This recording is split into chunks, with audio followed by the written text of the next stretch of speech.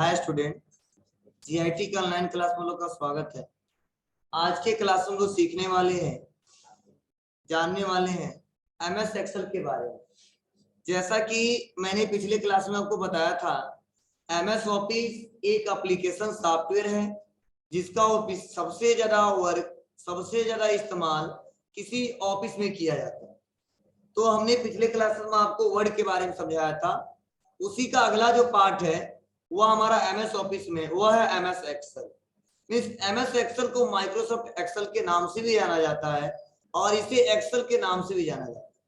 और इसका प्रयोग सबसे ज्यादा हम लोग कोई भी डाटा एंट्री या डाटाबेस तैयार करने के लिए करते हैं और उस डाटाबेस पे कैलकुलेशन करने के लिए करते हैं, क्योंकि सबसे ज्यादा हम लोग कैलकुलेशन और ज्यादा से ज्यादा डाटा का कैलकुलेशन एमएस एक्सेल के सहारे किया जा सकता है। जैसे अगर एमएस एक्सेल को हमको ओपन करना हो तो एमएस एक्सेल को ओपन करने के लिए बहुत ही सिंपल तरीका है। जैसे हम लोग विंडो प्लस आर दबाएंगे और विंडो प्लस आर दबाने के बाद से हमको टाइप करना होगा एक्सेल, और जैसे हम लोग एक्सेल टाइप करेंगे, ओके करेंगे, तो एक्सेल का इंटरफेस कुछ इस प्रकार का दिखाया जाएगा। तो पहले से बने बने बहुत सारे फॉर्मेट दिए गए। अगर सपोज मान लो ऐसे बनाना चाहते तो आप आसानी तरीके से कैलेंडर बना सकते हो, लेकिन हमको नए सिरे से काम करना है, न्यू डाटा बनाना है, तो देखो यहीं पे ऑप्शन है ब्लैंक वर्कबुक। हमको ब्लैंक वर्कबुक पे क्लिक करना होगा। अब जैसे हम लोग ब्लैंक वर्कबुक पे क्लिक करते हैं तो एमएस एक्सेल का इंटरफेस कुछ इस प्रकार का दिखाया जाता है। जैसा कि हमने पिछले क्लास में आपको समझाया था और बताया था, जो ऊपर वाला पट्टी इसे क्या बोलते हैं, टाइटल बार, और जो यहाँ पे सेव, अंडू और रीडू ऑप्शन इसे बोलते हैं क्विक एक्सेस टूल बार। और जो हमारा होम, इंसर्ट, पेज लेआउट, ये फार्मूला दिख रहे हैं इसे बोलते हैं रिबन और मेनू बार के नाम से जानते हैं। जैसा होम मेनू, इंसर्ट मेनू, पेज लेआउट मेनू। कई लोग बोलते हैं home tab, insert tab, page layout tab. आपके ऊपर है आप किस नाम से इसको बताते हो। तो सबसे इजी तरीका होता मेनू, होम मेनू, इंसर्ट मेनू या होम टैब और इंसर्ट टैब। अब नेक्स्ट अगला जो ऑप्शन है मैंने पढ़ाया था, आपको बताया था कि या क्लिपबोर्ड ग्रुप है, या फॉन्ट ग्रुप है, या अलाइनमेंट ग्रुप है। लेकिन इसमें नया क्या है, जैसे हमने वर्ड में यहां तक आपको समझाया था और बताया था, और इसके अंदर ये सारे ऑप्शन है जैसे cut, copy, paste, bold, italic, underline, font group के अंदर है। अब अगला जो इंपोर्टेंट इसमें ऑप्शन दिखाई दे रहे हैं, जो नए दिखाए जा रहे हैं, देखिए पतला से यहाँ पे पट्टी बनाया गया है। जैसे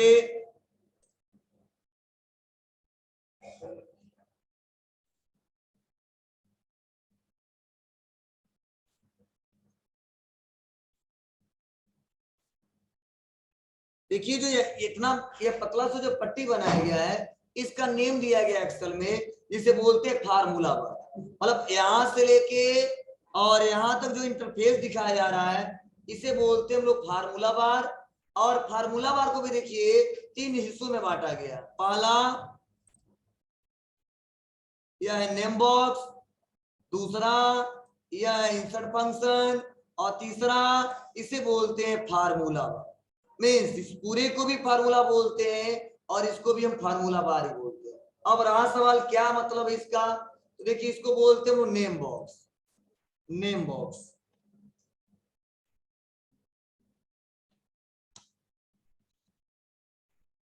और जो यह हमारा लाइनिंग दिखाया जा रहा है यह वाला, इसे हम बोलते हैं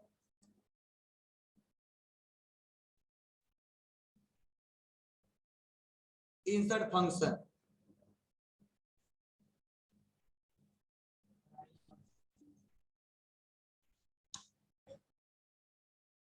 और यहाँ पे जो है यह पूरा हमारा है यह फार्मूला बार।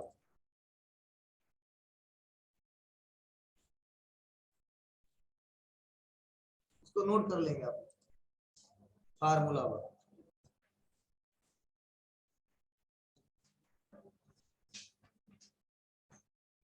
देखो पूरे को बोलते हैं फार्मूला बार, या F3 जो लिखा है यह हमारा नेम बॉक्स है, जो F6 है यह हमारा इंसर्ट फंक्शन है, और यहाँ पे जो दिख रहा है पूरा इसे बोलते हैं फार्मूला बार। क्लियर है। अब देखिए इसका मतलब क्या है, मैं एक एक करके भी बता रहा हूँ, समझा रहा हूँ आपको। पहले इसको बना लेंगे और ऐसे डिवाइड कर लेंगे, किसको किस नाम से जानते हैं।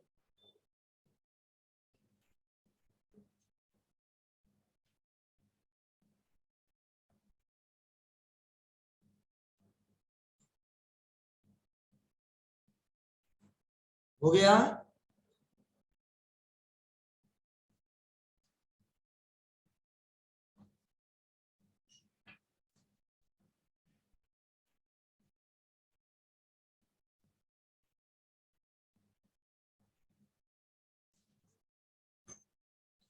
अब ध्यान दीजिए सभी लोग, जैसे यहाँ पे जो नेम बॉक्स है इसका मतलब क्या है।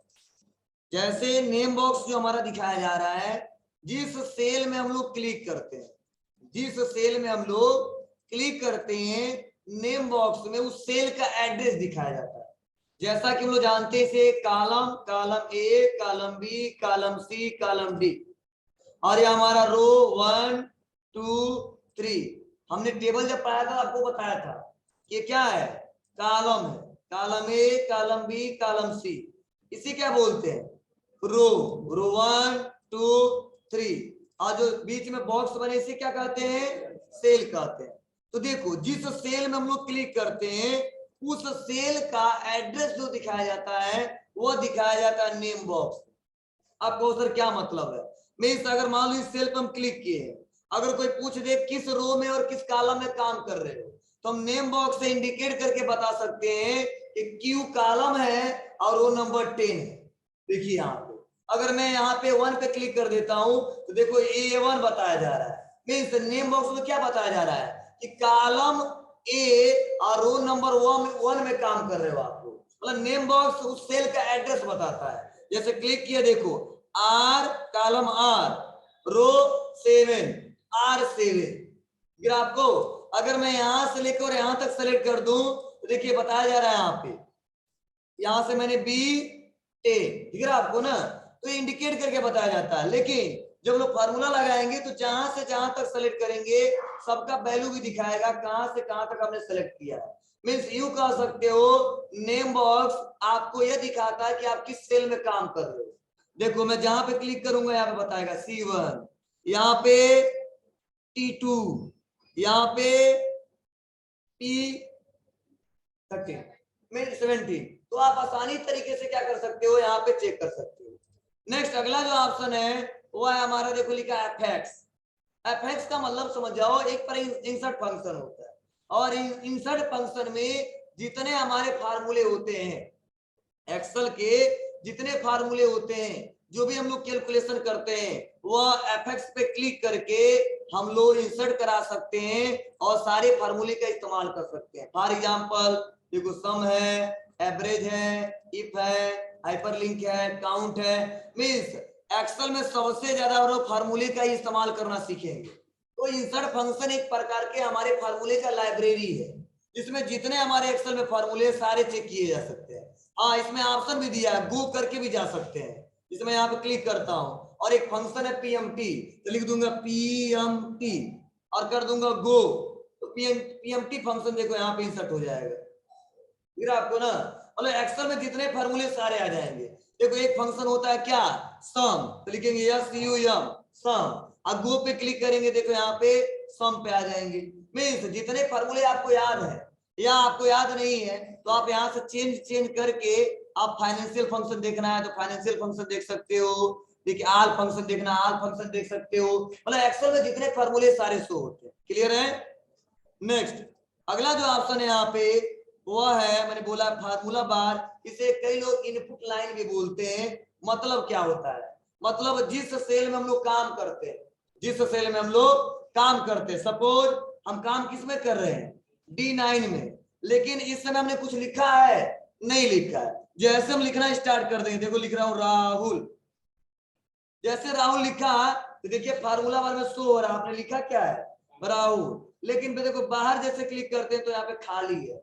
मीन्स जिस सेल में हम लोग क्लिक करते हैं अगर कुछ लिखा हुआ है या प्रेजेंट टाइम में लिखते हैं, अगर वो दिखाई देता है तो सेल में जो भी सेल पे क्लिक करते हैं वो शो होता है फार्मूला बार। देखो यहाँ पे कुछ नहीं है, नहीं शो हो रहा है, यहाँ पे है तो लिख दिया फार्मूला बार। मतलब राहुल, यहाँ पे करता हूँ इक्वल, तो देखो यहाँ पे लग गया इक्वल, हम लगा देंगे सम, तो यहाँ पे लग गया सम। मींस जिस सेल में कुछ लिखते हैं वो सेल में जो भी कुछ लिखते हैं वो सारा शो होता है फार्मूला। क्लियर है ना? चलो हम इसको पूरे को हटाते हैं यहाँ पे जो भी है। नेक्स्ट अगला ऑप्शन देखिए, इसको तो मैंने बता ही दिया कि इसे कॉलम कहते हैं और इसे रो कहते हैं। अब क्वेश्चन क्या पूछा जाता है कि कॉलम की संख्या कितनी होती है और रो की संख्या कितनी होती है, क्योंकि क्वेश्चन बार बार पूछे जाते हैं। तो अगर एक बार आप पता करना चाहते हो कि लास्ट कॉलम नेम क्या है या कॉलम का संख्या क्या है तो चेक कर सकते हो। जैसे देखो, अगर मैं पता करना चाहता हूं ABC, ऐसे कॉलम का लास्ट नेम क्या है, तो कॉलम का लास्ट नेम होता है AXFD। तो अगर हम चेक करना चाहते हैं एक बार में, तो बस क्लिक करेंगे और कंट्रोल के साथ, जैसे हम लोग कंट्रोल के साथ राइट एरो की दबाएंगे तो सबसे लास्ट वाले कॉलम में चले जाएंगे।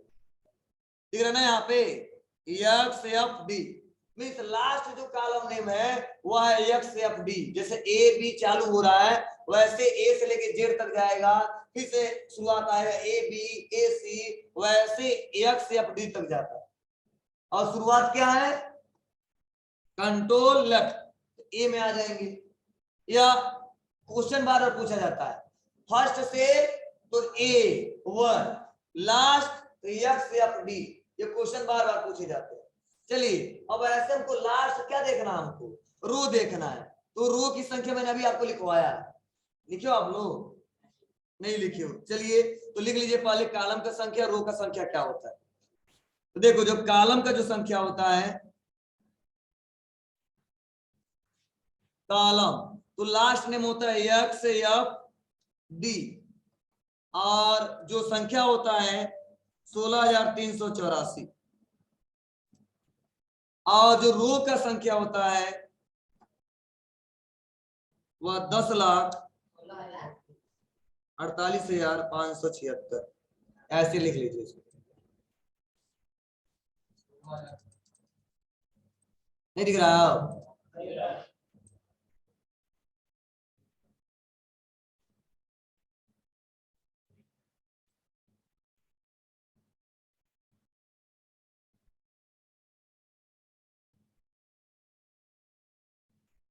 बारिश तो हो रहा है खूब तेज। अरे यार नहीं सर, सुनाई दे रहा है यहाँ पे।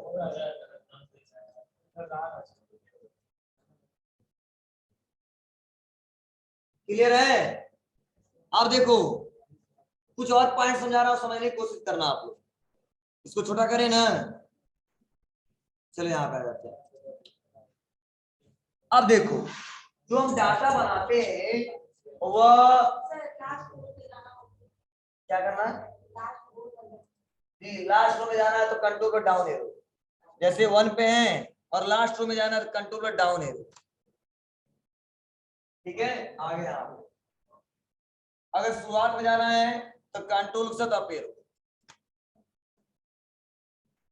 लेकिन देखो अब क्वेश्चन क्या मतलब, क्यों क्वेश्चन पूछा जाता है, क्योंकि इसमें इतनी क्षमता होती है कि एक सीट पे लगभग 10 लाख लोगों का डाटा बना सकते हैं, एक सीट पे। दूसरी बात छोड़ो, एक सीट पे चाहोगे तो 10 लाख लोगों का डाटा आप बना सकते हो। अब डाटा बनाने का मतलब क्या है, ठीक है, उनसे संबंधित जो भी रिकॉर्ड हो, फॉर एग्जाम्पल उनका आईडी, नेम, ठीक है, कोर्स फी, या अगर कहीं काम कर रहे हैं, तो मतलब पूरा डाटा 10 लाख लोगों का डाटा बनाया जा सकता है एक पे।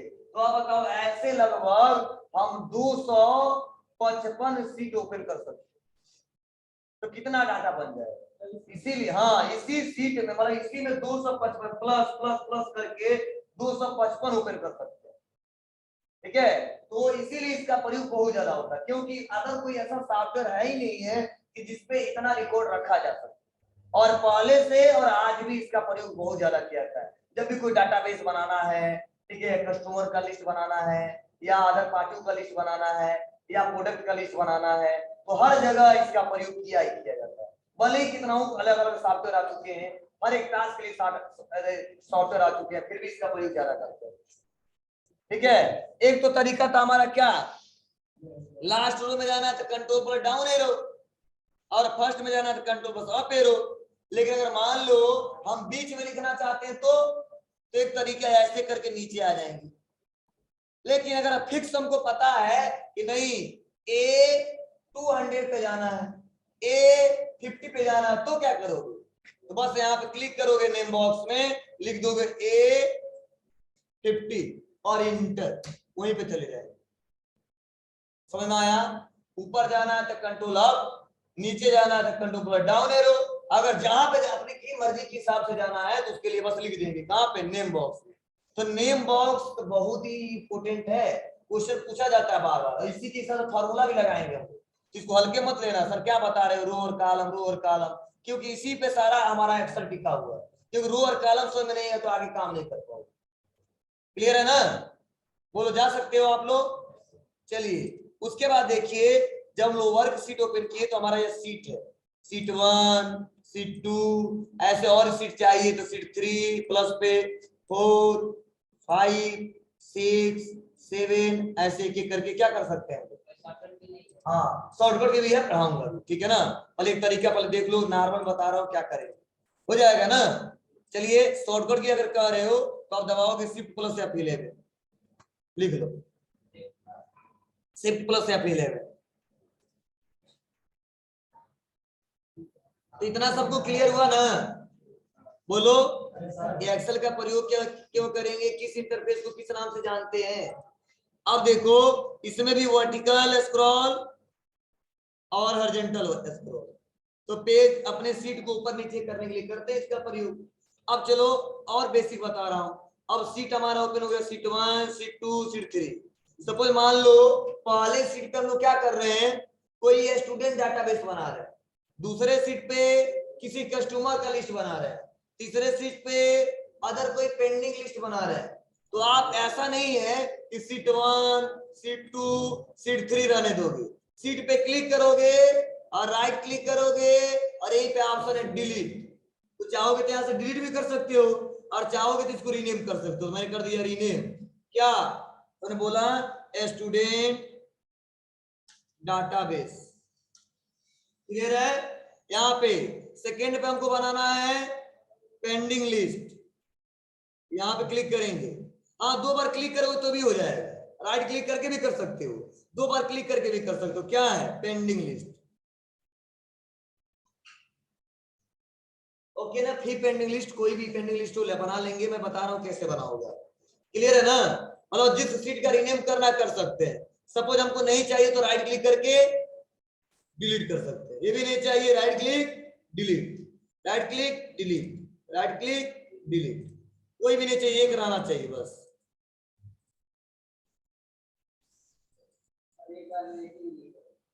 ठीक है? तो आप आसानी तरीके से ऐसे कर सकते हो। क्या कह रहे बाबू? अब इसको सेलेक्ट करो, शिफ्ट के साथ सेलेक्ट हो जाए तो दोनों हो जाएगा, तो राइट क्लिक करते हैं दोनों हो जाएगा, शिफ्ट के साथ करेंगे तो। ठीक है? ऐड करिए, ऐड करिए, लेकिन ऐसा लगता नहीं कि हमेशा 2-2, 3-3 डिलीट करते हैं, जब जरूरत पड़ता है तो डिलीट कर देते हैं। तो इसको सेलेक्ट करके शिफ्ट दबा के दूसरे को सेलेक्ट कर लीजिएगा, राइट क्लिक करिएगा, डिलीट कर दीजिए। क्लियर है? हो जाएगा जी। तो आप अपने रिक्वायरमेंट के हिसाब से इसको देखिएगा, ओपन कीजिएगा। चलो अब हम लोग डाटा बनाना सीखते हैं। सपोज मुझे स्टूडेंट डाटाबेस बनाना है, तो बनाएंगे कैसे? तो हम कंट्रोल एन करके नया वर्कबुक लेते हैं और राइट क्लिक करते, रीनेम करते, लिखते हैं स्टूडेंट डाटाबेस। अब देखो मैं यहाँ पे आता हूँ और यहाँ पे आने के बाद से मैं करना क्या चाहता हूँ, मैं यहाँ पे कोई हेडिंग देना चाहता हूँ। तो हेडिंग देने के लिए क्या करेंगे? अब देखो डी से लेके हमको सेलेक्ट कहां तक करना है, तो देखो वहां पे दिख रहा है आपको, यहाँ देखो वहां पे 1R/7C दिख रहा है आपको? अरे नेम बॉक्स में देखो, तो जहां तक लोग सेलेक्ट करेंगे ऐसे आएंगे और आने के बाद यहाँ पे क्या करेंगे, सेलेक्ट किए तो यहाँ पे देखो सेलेक्ट करने में देखो जब तक हमने सेलेक्ट किया है यहाँ पे तो रेंज बता रहा है कि आप कहां से कहां तक क्या किए हो, वो रेंज को आप लोग अपने रिक्वायरमेंट के हिसाब से सेट किए हो। तो मैं सोच रहा हूँ यहाँ पे क्या कर दिया, मैं सेलेक्ट किया और सेलेक्ट करने में क्या करना हमको, मर्ज करना है। तो मर्ज कैसे करेंगे, सेलेक्ट किया और यही पे दिख रहा मर्ज इन सेंटर, क्लिक। अब क्यों ऐसे मर्ज किए, क्योंकि हमको हेडिंग देना है। जैसे लिखता हूँ स्टूडेंट डाटाबेस। तो अगर स्टूडेंट डाटाबेस लिख के और इसको साइज थोड़ा बड़ा करता हूं तो होता क्या है, अगर बाद में हम कुछ लिखते हैं, सपोज यहाँ पे लिख दिया हमने, अगर बाद में हम कुछ लिखते हैं क्या, कोर्स, तो आप बताइए क्या हुआ, ये छुप हो गया, छुप गया, ठीक है ना। अब मतलब क्या है, अब इसको बड़ा करना पड़ेगा, ऐसे और बड़ा कीजिए, कोई दिक्कत होती है। इसीलिए हम लोग क्या करते हैं, जब भी कोई हेडिंग देना होता है इसके लिए सबसे पहले क्या करना होता है, हमको मर्ज करना होता है, और मर्ज करके उस पर क्या करते हैं हम लोग, डाटा बनाते हैं। मर्ज का मतलब क्या है, बहुत सारा सेल एक सेल में कन्वर्ट हो जाता है। जैसे कहां से कहां तक, डी से लेके एम तक सेलेक्ट किया, मर्ज कर दिया। अब लिखते हैं स्टूडेंट डाटाबेस। हाँ रुको बता रहे बाबू, क्लियर है, ऐसे बना लिया ना। अब कलर करना है तो कलर कर सकते हैं। चलिए आपने बोला सर मर्ज कर दिया, मर्ज कैसे करेंगे, चलो हेडिंग बना दिया, उसको टच नहीं करता हूं, यहाँ बता देता हूँ। सेलेक्ट हमने कर दिया मर्ज, जैसे मर्ज हो गया, फिर से सेल में कन्वर्ट करना है, आप सेलेक्ट कर लेंगे और ड्रॉप डाउन लिस्ट पे क्लिक करेंगे और यहीं पे ऑप्शन है अनमर्ज से, बस क्लिक करेंगे, जैसा रहेगा वैसा आ जाएगा। क्लियर है, मींस इसको सेलेक्ट करेंगे और मर्ज कर देंगे, मर्ज हुआ। अगर अनमर्ज करना है तो ड्रॉप डाउन लिस्ट पे क्लिक करना है और अनमर्ज कर देना। तभी हम आगे आपको पढ़ाएंगे स्टेप बाय स्टेप, पहले तो सिंपल सीखिए आप लोग। तो आते हैं उसके बाद हेडिंग क्या देना है, हमको हेडिंग देना है सीरियल नंबर। अब देखो सीरियल नंबर देने के लिए करेंगे क्या, तो आप लोग अभी तक नॉर्मल तरीका अपनाए हो, लिखियो 1 2 3 4। हम सोच रहे ऐसा ना लिखना पड़े, तो करेंगे क्या, हम लिखेंगे 1, उसके बाद लिखेंगे 2, और 1 को सेलेक्ट करके 2 को सेलेक्ट करेंगे और नीचे आएंगे, ड्रैग एंड ड्रॉप कर देंगे, जहां तक चाहिए उतना तक आ जाएगा। क्लियर है, लेकिन अगर मान लो बीच में हमको 1 1 1 ही लिखना है तो 1 फिर से 1, वो समझ जाएगा। इनको हर सेल में क्या लिखना है, 1 1 1, तो ऐसे सेलेक्ट किया, ड्रैग एंड ड्रॉप। क्लियर है, लेकिन हमको अंतराल में लिखना है, जैसे 1 3, तो समझ जाएगा 2 2 का गैपिंग देना है, तो 5 7 ऐसे एक करके आ जाएगा।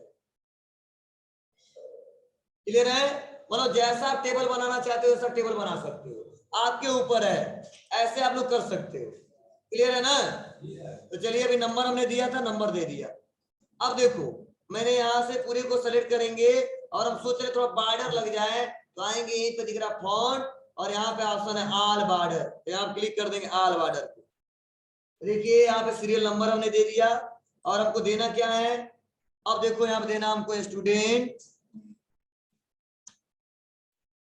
ने, अब कुछ पॉइंट समझाने वाला हूं, ध्यान से समझना आप लोग। उसके बाद देना हमको कोर्स, उसके बाद देना हमने फी, और हमने दिया कितना पेड किया इन्होंने, और उसके बाद हमने बताया ड्यू अमाउंट कितना है।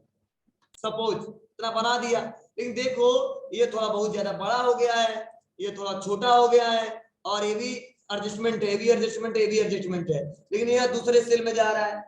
तो हम सोच रहे हैं जब काम कर रहे हैं और बार बार इससे छोटा बड़ा हो रहा है, तो कुछ ऐसा करते हैं हम लोग, छोटा फिर से इसको थोड़ा सा बड़ा, फिर से इसको थोड़ा सा छोटा, मतलब अपने हिसाब से छोटा बड़ा बार बार करना पड़ता है। तो जब भी हम कोई हेडिंग बनाते हैं और मान लो कोई छोटा है बहुत, कोई बहुत बड़ा है, तो अगर हम तुम सोच रहे हो बना दे पूरा हेडिंग और एक बार में एडजस्टमेंट हो जाए, तो बहुत सिंपल है, आप उसको सेलेक्ट कर लेना, जहां तक बनाए हो, जहां से जहां तक सेलेक्ट कर लिया हमने।